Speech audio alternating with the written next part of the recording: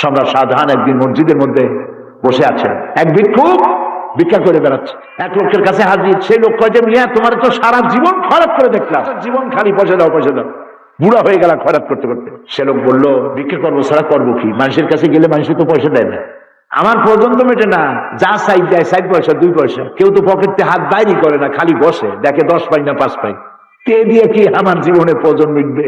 কয় যে হ্যাঁ একটা পথ আছে। বল কি? একটি মাত্র পথ আছে, বাদশার কাছে যাও, পাতি শিয়ালের পিছনে যদি গরু, পাতি শিয়ালে খায় মুরগি, তোমার দেবে একটা ঠ্যাং, এক সাবানো তো হবে না তোমার। আরে বেটা বাঘের পিছনে দৌড়াও, বাঘে খায় ষাঁড়, খায় হরিণ, তোমার যদি একটা রান দিয়ে দেয় 6 দিন খাইতে পারবা। বাদশার কাছে যাও, একবার দিলে জীবনে আর ভিক্ষা করা লাগবে না। কয় বাদশার কাছে কি আমি ফকির মানুষ যাইতে পারবো?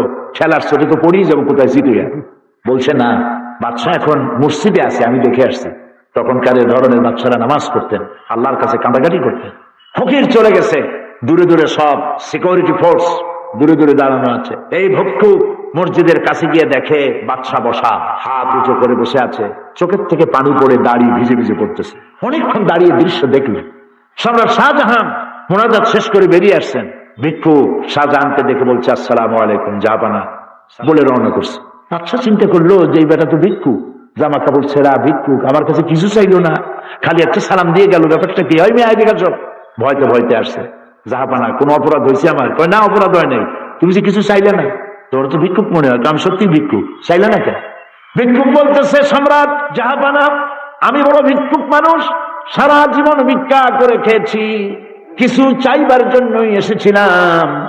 আমাকে লোকেরা বুদ্ধি দিল, বাদশার কাছে যাও, একবার দিলে জীবনে আর ভিক্ষা করা লাগবে না। আমি চাইবার জন্য এসেছিলাম। মসজিদের বারান্দায় দাঁড়ায় আপনার যে দৃশ্য দেখলাম, আমার জ্ঞানের চোখ খুলে গেছে।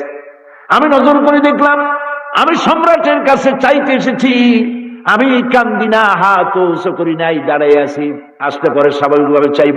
কিন্তু লক্ষ্য করে দেখলাম দিল্লির সম্রাট আমার চাইতেও বড় ফকিরের মতো হয়ে কার দরবারে যেন হাত তুলে চোখের পানি ফেলে।